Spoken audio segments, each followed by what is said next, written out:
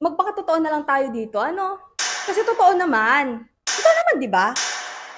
Ang kakapal ng mukha niyo, Mars. Tigil niyo yan. Kay Mars, ichika mo!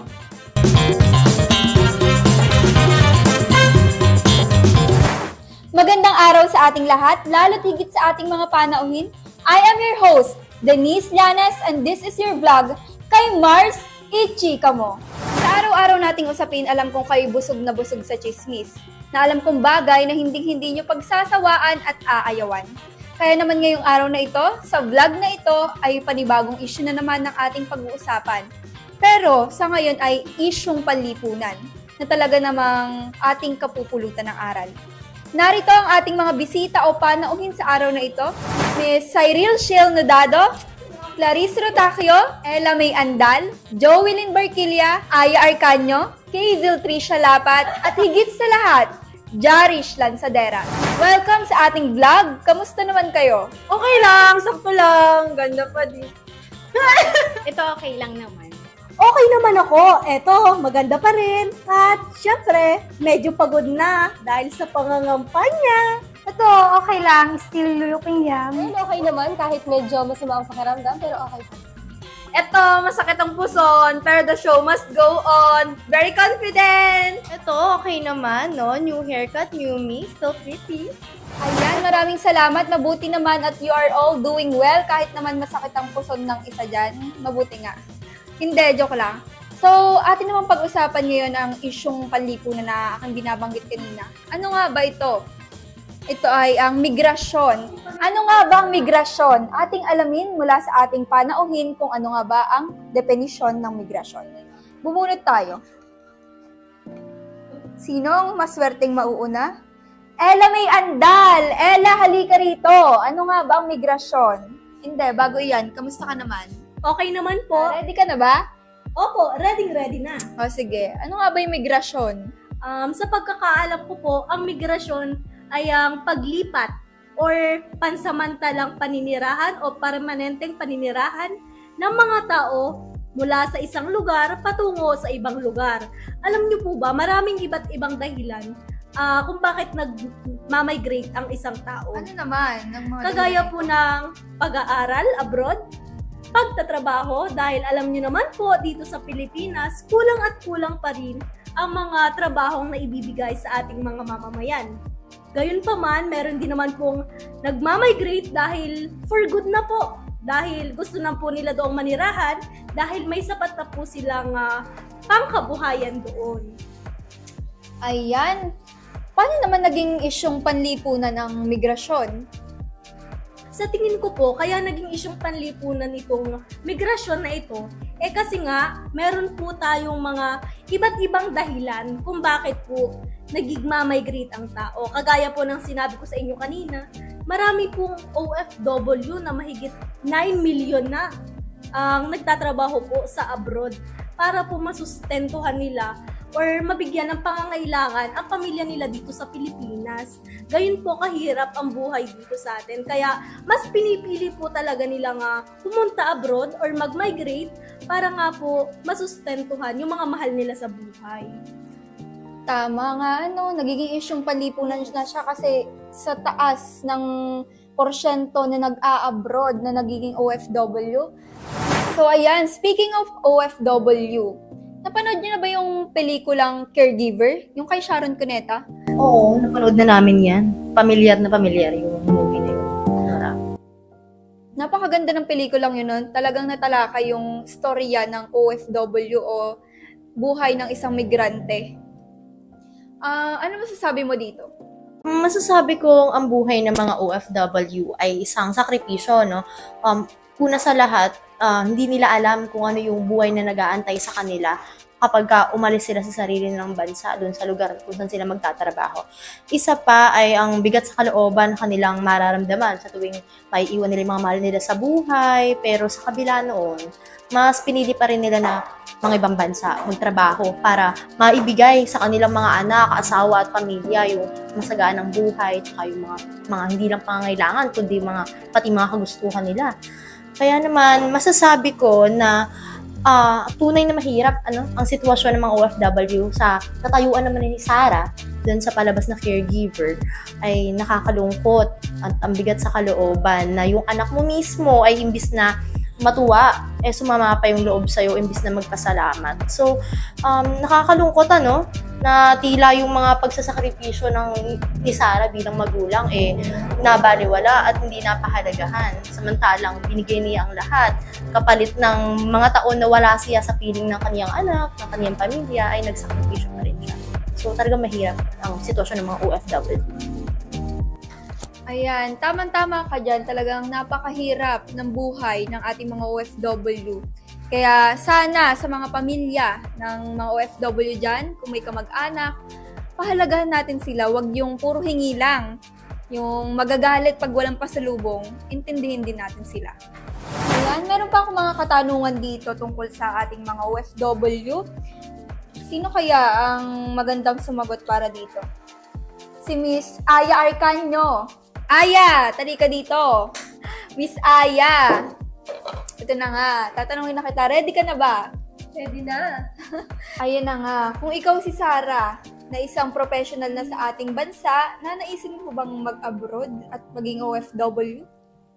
Kung ako naman si Sarah at bilang isang guro na, siguro hindi ko na naisip na lumipat na ibang bansa dahil itong profession na to ay kagustuhan ko na at mahal na mahal ko na itong profession ko bilang isang guro at dedicated ako na maging isang guro at mahal ko rin ang mga bata na tinuturuan ko.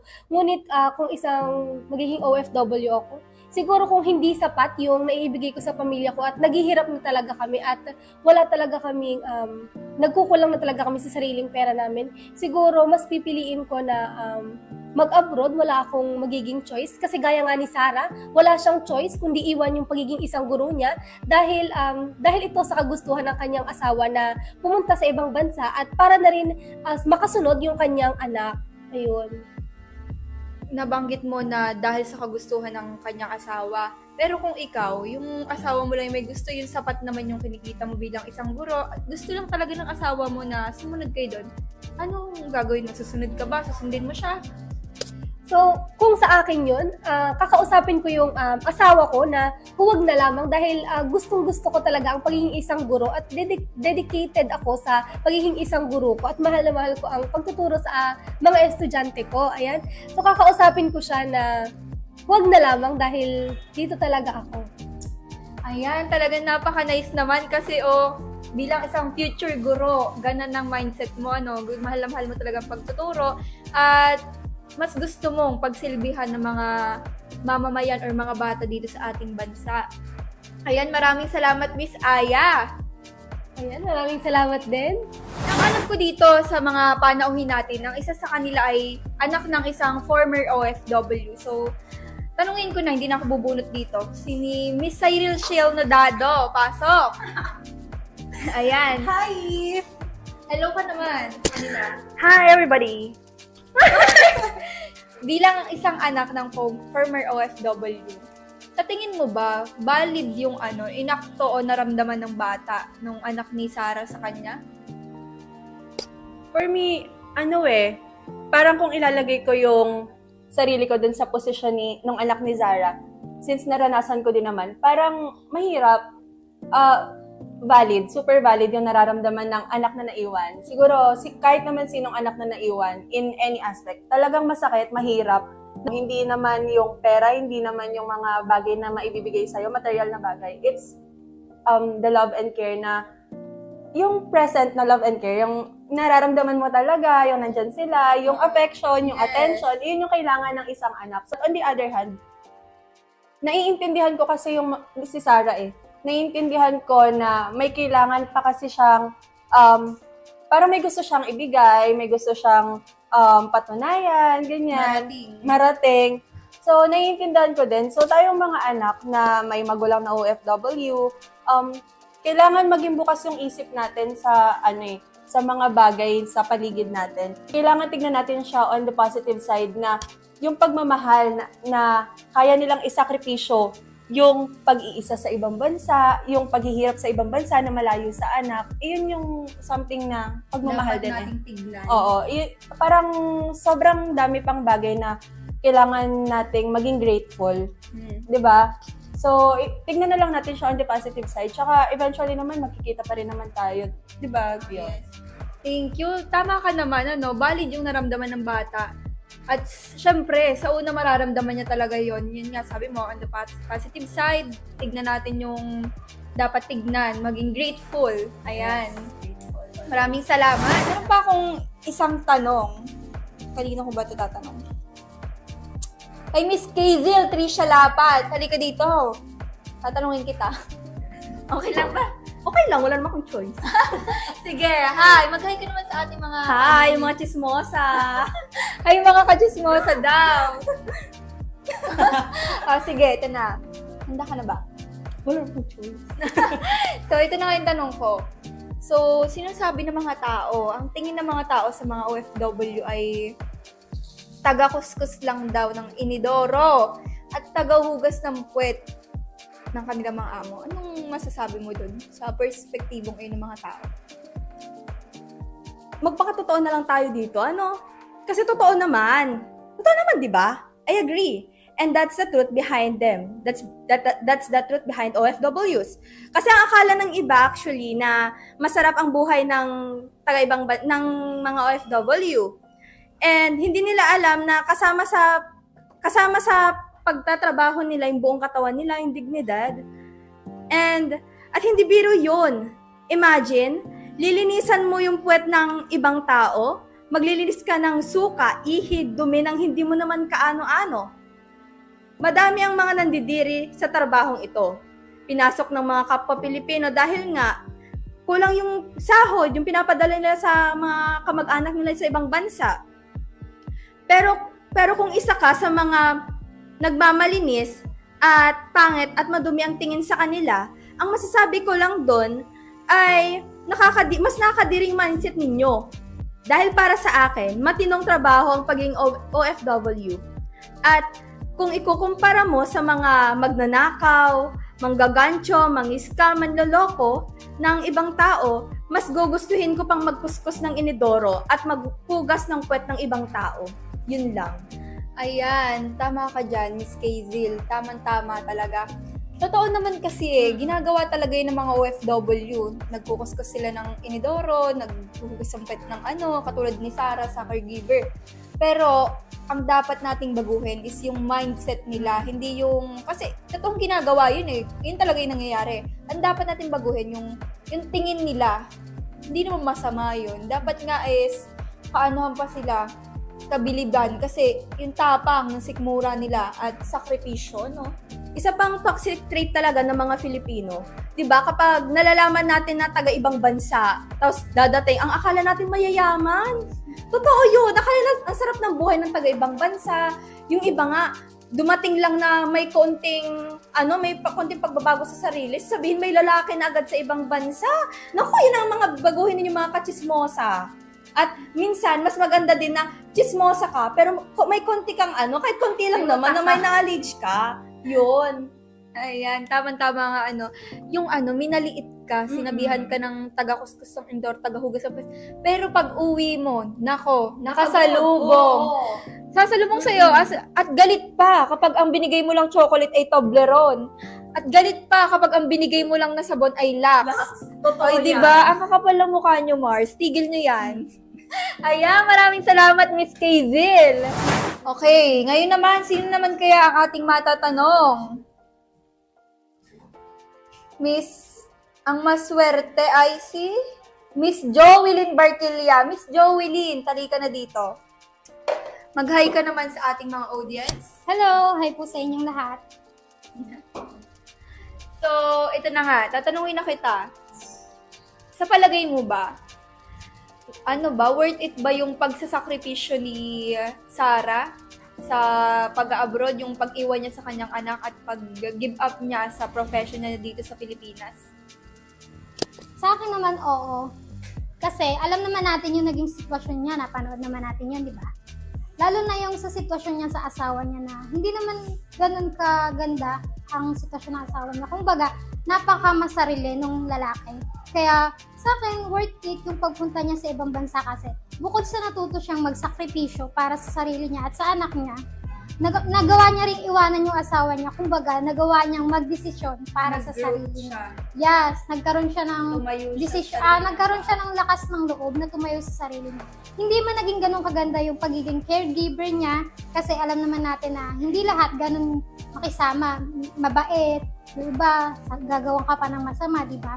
Pero sa kanya kasi, nagkaroon siya ng kaibigan. Nagkaroon siya ng iba't ibang perspective sa tao na hindi lang pala sa asawa niya umiikot yung mundo niya na meron din palang siya, may mundo siyang kanya at sa kanyang anak. Yun lang. Ayan, napakaganda ng Miss Joelyn. May mundo siyang sarili. Hindi lang magre-revolve yun sa asawa niya. Hindi lang siya dapat na tagahugas lang sa bahay at taga-alaga lang ng Hindi anak. rin dapat siya sumusunod lang lagi sa utos ng asawa niya kasi may sarili siyang isip. Diba? Ayan, ayun naman yung maganda kay Sarah, natuto siyang kinaya niya na makipaghiwalay sa asawa niya. Hindi siya nagpatali lang kasi alam naman yung pag umuwi sila sa Pilipinas talagang wala na. As in, bankrupt na sila. Alam niyang walang naghihintay doon kasi isinacrifice niya na yung pagiging guru niya, di ba? Pati So, yung, ituloy niya na. Nandun na siya eh. Oo, kasi sinakripisyo na din, di ba, yung pagiging ina niya sa anak niya. Oo. Kaya, paano siya makakabalik doon nang walang-wala siya? Ayan. Isa pa yan, parang nakakaano naman sa anak ko kasi iniwan ko na siya. Nangako ako sa kanya na dadalhin ko siya sa abroad tapos biglang uuwi sila ng parang hindi nagbunga yung sakripisyo. Kaya ayun, yung sakripisyo niya nga ginawa na sarili, na iniwan niya na asawa niya, worth it naman, di ba?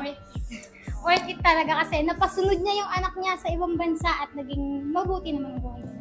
Ayan, maraming salamat Miss Joey Lee. Napakaganda ng iyong sagot. Pang katanungan para sa ating panauhin ngayong vlog na ito. Sino pa ba? Si Miss Clarice. Clarice Rotacchio, tari ka na dito. Sagutin mo na ako. Mag-hi ka naman sa ating mga panauhin. Hello! Ayan, napakamahiyain mo naman. Kami lang to. Huwag kang maging komportable ka sa ating vlog. So, ito na nga yung tanong ko. Ready ka na ba? Yes. Ready to. Si Clarice na to eh. Clarice, sa iyong palagay, sa taas ng bilang ng mga OFW yung namamatay sa ibang bansa, inuuwing bangkay, sapat ba yung proteksyon na ibinibigay ng ating gobyerno para sa kanila? Para sa akin, doon pa lang sa sinabi mong sa pagtaas ng bilang, makikita natin na hindi sapat yung binibigay na proteksyon ng ating gobyerno sa ating mga manggagawang Pilipino sa ibang bansa. 'Di ba? Maririnig natin taon-taon may namamatay, may ginagahasa, may inaabuso, 'di ba? Tapos maririnig din natin doon na tinutulungan sila yung mga anak pinapag-aral. Tapos binibigyan ng tulong yung mga naiwan. Minsan nabibigyan ng hustisya yung mga ginagahasa. At saka minsan hindi naman. 'Di ba? Kaso lang ito lang yung doon kung yung conflict na taon-taon iyon lang. Kumbaga naging malaking issue lagi. Para sa akin siguro ang dahilan nito, una, yung mga manggagawa nating Pilipino, lumalabas sila ng bansa na kulang sa kaalaman. Sa mga posibleng mangyari sa kanila doon at kung ano yung dapat nilang gawin. Ikalawa, talamak na ngayon yung mga agency na hindi lehitimo at registered, di ba? Na kung saan, kahit hindi angkop yung kanilang edad, nakakalabas ng bansa. At bukod pa doon, di ba, kabilang sila sa mga inaabuso at ilan din sa kanila, di ba, namamatay. Di ba? Kaya doon pa lang, ito yung parang hinihikayat ko talaga, parang hinihimo ko din na magkaroon ang gobyerno talaga ng long-term na action dito. Yun lang. Yun, para kay Clarice at para rin sa akin, para sa iyo, hindi sapat ang binibigay na tulong ng protection, ng gobyerno sa ating mga manggagawang Pilipino abroad. Kasi kung sapat yan, hindi tataas ng ganong karami yung bilang ng namamatay. Nakakalungkot lang. Sana, sabi mo nga, long-term action ang dapat makita natin. Ayan, maraming salamat sa ating mga bisita. Naway nag-enjoy kayo sa ating chikahan na may kabuluhan. Nag-enjoy ba kayo? Nag-enjoy naman pala sila. So, ayan na nga. Maraming salamat sa inyo. Talagang ang mga chismis nyo ay may kabuluhan. Maraming salamat higit sa lahat sa ating mga manonood. This is your host, Denise Llanes, and this is your vlog, Kay Mars, ichika mo! Bye! Hanggang sa muli! Bye!